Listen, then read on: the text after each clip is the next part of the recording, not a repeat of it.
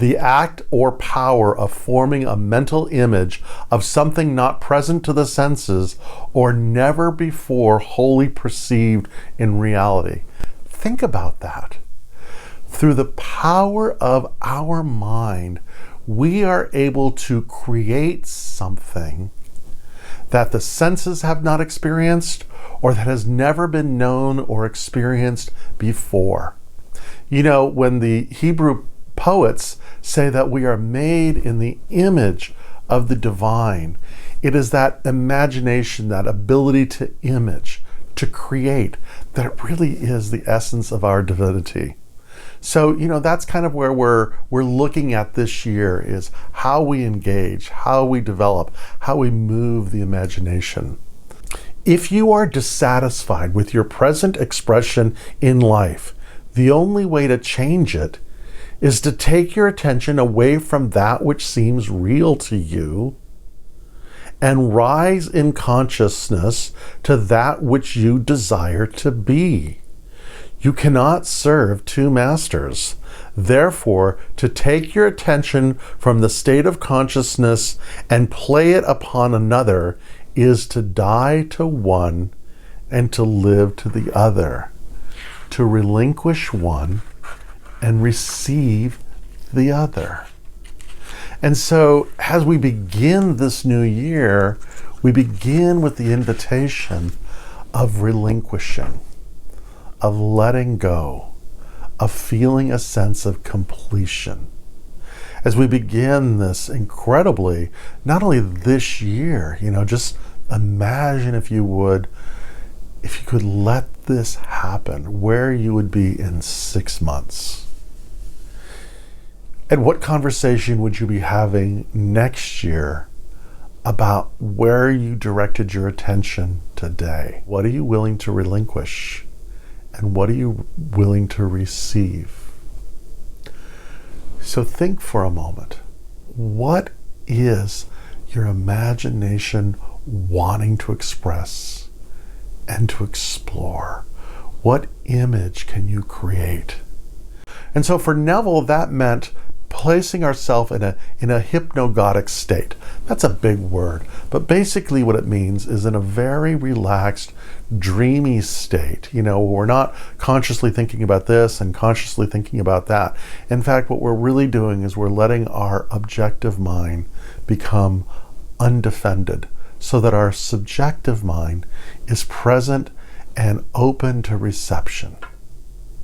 And then when we do this, we think about the thing that we desire, that echo in our soul for the good that is longing to find expression in us.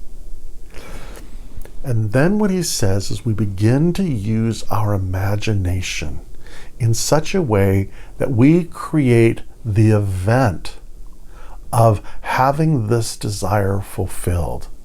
So maybe what that looks like is seeing yourself being congratulated for accomplishing something. Perhaps it's typing the last sentence of the book that you've wanted to write. Or maybe it's putting the last piece of decoration on an art piece. Or maybe what the office looks like when you put that last thing into place. But you get what I'm saying, right? Is you want to have a visceral experience. And it's not just something that you see in the imagination, but that you feel in your body, that you smell, that you taste, so that you are literally in the experience of the fulfillment of your desire. And when that happens, it is impressed on the subjective mind. And I think that this is where the work of Neville meets quantum physics. Because as I've said before, what we are doing is we are taking a possibility and we are allowing our subjective being to experience that possibility. And then we are taking it and projecting it into a future where our subjective mind builds a bridge through encounters and resources and developments that we, without even having to consciously choose, we begin making choices and decisions and moving far afield into the direction of the desire that we have, and so that it becomes real for us. So that's what we're going to play this month. By the way, I'm not going to only talk about the Hebrew Bible. I've kind of gotten back into the Bhagavad Gita, so you're going to probably hear some things from that. I love sacred writings. I do. I'm inspired by them. And as I've said before, there's a congruency with our experience of the natural world and the wisdom teachers of old and how they resonate to our intuition. And so it's how we connect those three and develop a skill, a practice to realize our fullest potential. And that is our greatest gift to the world.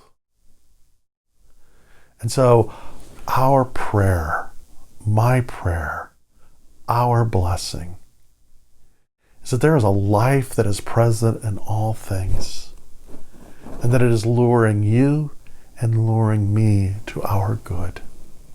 And that we have the power to create good for ourselves and good for all around us. It is the power of the imagination.